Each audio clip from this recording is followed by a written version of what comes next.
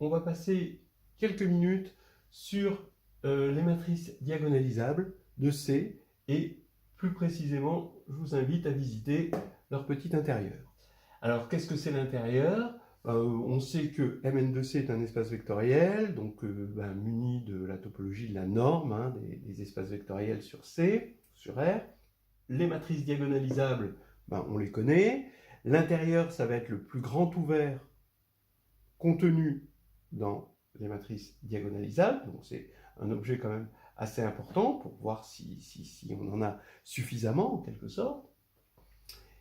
Et ce qu'on va montrer, c'est que cet intérieur, qu'on appelle dn de C avec un petit o là en haut, c'est l'ensemble des matrices A, telles que la multiplicité algébrique de lambda pour tout élément du spectre est égal à 1. En gros, tel que qui A est scindé simple. Alors scindé, c'est clair, parce qu'on est sur C, et simple, voilà. Donc c'est ça la contrainte qu'on va ajouter. On va appeler cet ensemble pour l'instant S, tant qu'il n'est pas, tant qu'on ne sait pas qu'il est égal à ça. Et maintenant, on va montrer en deux temps. Un, on va montrer que S est ouvert, ce qui va prouver, étant donné que S est ouvert, donc vous avez S qui sera inclus, évidemment, dans dn de C. Pourquoi il est inclus dans dn de C? Parce qu'on sait que si le polynôme caractéristique est scindé simple, alors c'est diagonalisable. Et à partir du moment où il sera ouvert, il sera forcément inclus dans le plus grand ouvert, qui est contenu dans dn de C. Donc on pourra écrire ça.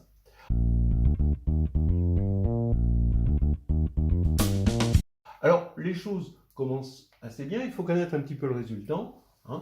Regardez A, s'il appartient à S, d'accord?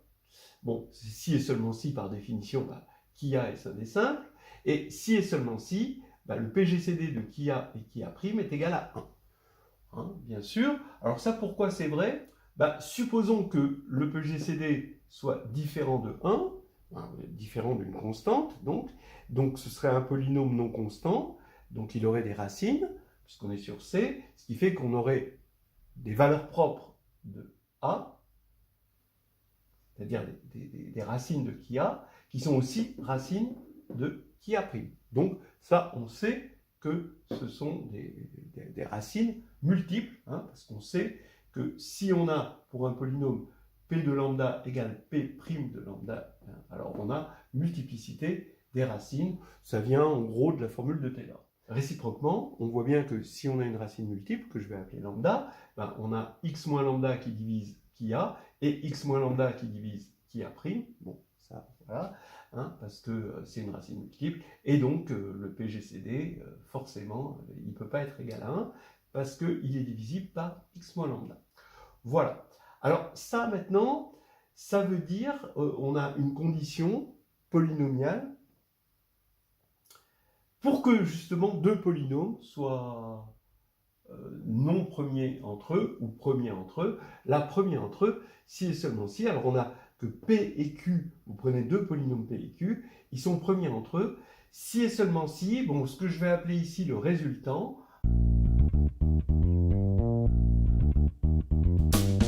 donc pour calculer le résultant, on va le faire de façon très pragmatique. On met les coefficients de P, là qui est de degré M, AM jusqu'à A0, donc le coefficient en xm jusqu'au coefficient en x0. Voilà. Et ensuite, on descend jusqu'à toucher par terre, c'est-à-dire ici, jusqu'à avoir que des zéros ici. Et puis ici, mettre AM jusqu'à A0 sur une matrice qui est de taille n plus m. Voilà. Et on fait pareil pour Q, là qui est de degré n. Là, manifestement, n, je l'ai choisi plus petit que m, mais bon, c'est pareil. Et puis, on descend, voilà, comme ça, avec des zéros. Voilà, on calcule le déterminant de ça. Et le critère, c'est que si ce déterminant est non nul, alors ils sont bien premiers entre eux. Et s'il est nul, alors ils ne sont pas premiers entre eux. Il va y avoir des facteurs communs. Alors, bon, juste pour l'idée de la preuve, ces facteurs communs, on les voit en regardant P sur Q, et est-ce que ça se simplifie? Et est-ce que ça se simplifie? On ramène ça à se demander s'il y a des polynômes U et V de degrés strictement plus petits, respectivement de Q et de P, tel que UP plus VQ égale 0. Parce qu'effectivement, ça fera P sur Q, hein, est égal à moins V sur U. Et ça va, et vu le degré, hein, ça va diminuer. Et donc, ça nous fait un endomorphisme, parce que là, pour des raisons de degré, ça va nous faire un endomorphisme, en tout cas quelque chose qu'on peut considérer comme un endomorphisme, qui a au couple polynôme ici U et V, associe UP plus VQ, et on veut voir si c'est un système de Cramer, et donc on en regarde le déterminant. Si c'est un système de Cramer, alors il n'y aura pas de simplification, parce que les deux seules solutions, ce sera 0, 0, ici. Voilà. Et si ce n'est pas un système de Cramer, alors la solution du système égale 0, et ben ça va nous donner des solutions, et donc finalement une simplification de la fraction P sur Q. C'est assez astucieux, c'est assez joli.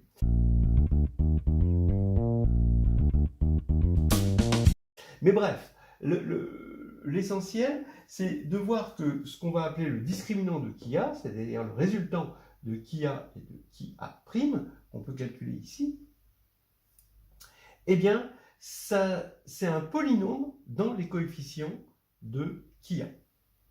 Voilà. Pourquoi? Parce que ici, on va avoir un polynôme dans les coefficients de Kia, et ici, on va avoir un polynôme dans les coefficients de Kia' qui s'écrivent déjà polynomialement dans les coefficients de Kia. Voilà. Alors maintenant, ici, on va avoir l'application qui va de Mn de C dans C, et qui est l'application d'abord polynôme caractéristique. À une matrice, on lui associe son polynôme caractéristique.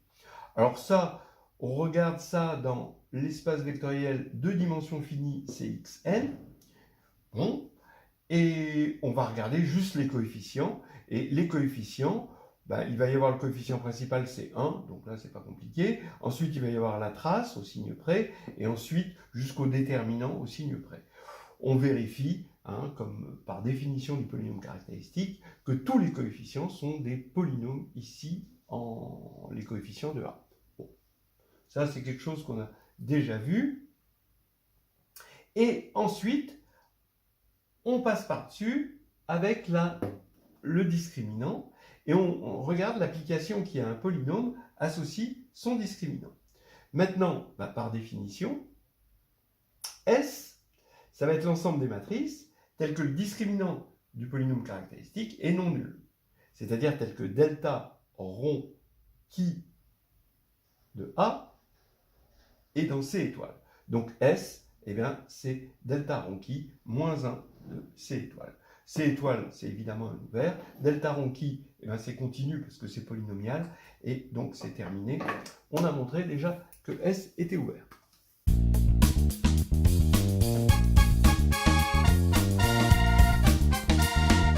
Pour achever maintenant le théorème, il faut montrer la réciproque, l'inclusion réciproque, c'est-à-dire que l'intérieur des matrices diagonalisables est inclus dans S, c'est-à-dire l'ensemble des matrices A, telles que le polynôme caractéristique et sin des simples. Alors, on veut montrer cette inclusion. Donc, ce qu'on veut montrer, c'est l'inclusion inverse des complémentaires, en fait. C'est une espèce de contraposé, en quelque sorte. C'est-à-dire que si une racine est multiple dans qui A, alors on ne peut pas être dans l'ouvert. Pourquoi on ne peut pas être dans l'ouvert? Parce qu'on va trouver une suite de matrices non diagonalisables qui vont tendre vers cette matrice-là. Donc c'est ça qu'il faut montrer. Soit A tel que qui A est non simple, on veut chercher une suite AK qui va tendre vers A, où AK est non diagonalisable, pour tout cas. Voilà. Alors, évidemment, si A est non diagonalisable, oui, il suffit de prendre la suite constante et ça va marcher. Maintenant, si A est diagonalisable, alors on va construire une telle suite. Alors, A est diagonalisable, donc je vais poser P égale à qui A égale au produit des x moins lambda puissance m lambda, avec des multiplicités, puisque qui A, on sait qu'il est non simple, par hypothèse. Et maintenant, on va prendre mu A, bah, comme A est diagonalisable, bah, c'est le produit des x moins lambda sans multiplicité, évidemment. Alors, maintenant, soit CP, la matrice compagnon, bah, on sait que son polynôme minimum, c'est justement le polynôme P. Donc, comme le polynôme minimal est non simple, hein, puisque c'est P égale qui A, donc on est sûr que CP n'est pas diagonalisable. Voilà. Donc CP, on va le voir comme semblable à une certaine matrice T, hein, qui s'écrit avec les valeurs propres ici de A, hein, avec multiplicité, mais ici, forcément, un triangle. Donc T est semblable à CP, comme CP n'est pas diagonalisable, T n'est pas diagonalisable non plus. Ils ont même polynôme minimum. Alors maintenant, voilà, on dégaine pour tout epsilon strictement positif cette matrice 1, epsilon, la matrice diagonale, 1, epsilon, etc., jusqu'à epsilon n-1. Hein. Et si ça c'est la matrice compagnon, cette matrice c'est ton ami. C'est une matrice de passage, parce que ça, évidemment, ça va être... Donc epsilon est réel. Hein. C'est une matrice de passage.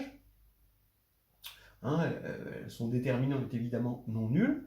Et quand on va faire Q epsilon moins 1, T Q epsilon, donc cette matrice que j'appellerai par la suite T indice epsilon, qu'est-ce que j'ai? Eh bien, comme à gauche, je multiplie par des puissances, mais je multiplie à gauche, mais par des puissances négatives ici, je vais avoir le moins I, parce que c'est à gauche, et à droite, je vais avoir le J ici, epsilon J. Donc ici, je vais avoir epsilon J moins I, où TIJ, ce sont les coefficients de grand T. Bon, alors, ce qui se passe, c'est que TIJ est nul dès que I est strictement supérieur à J. Mais, parce que la matrice est triangulaire supérieure. Et donc, bon, en fait, ça va rester une matrice triangulaire supérieure, évidemment. Mais maintenant, pour la diagonale, ça ne va rien changer. Donc la diagonale, ici, on a J égale I, ça ne va rien changer. Mais maintenant, TIJ, pour la partie supérieure, quand epsilon tend vers 0, eh bien ça, c'est strictement positif pour la partie strictement supérieure, donc ça va bien tendre vers 0. Et donc, la matrice, globalement, va tendre vers cette matrice-là, juste la matrice diagonale, lambda 1, etc., lambda n. Donc maintenant, comme A est diagonalisable avec polynôme caractéristique P, il est évident que A est semblable à cette matrice diagonale. Donc, bilan des courses, je prends A, qui est semblable à cette matrice que je vais appeler D, qui est diagonale. Elle s'écrit R-1 DR.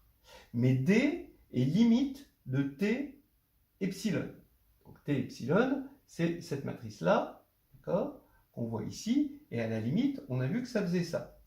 Donc, comme la conjugaison, c'est continu, je passe la limite ici, j'ai limite quand epsilon tend vers 0 de R-1 T epsilon R. Alors, maintenant,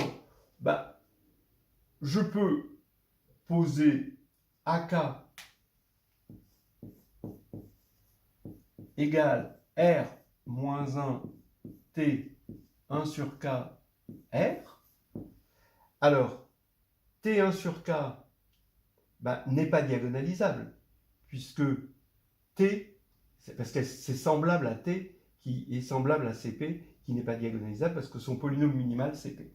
Voilà. Et AK est semblable à T1 sur K. Donc voilà.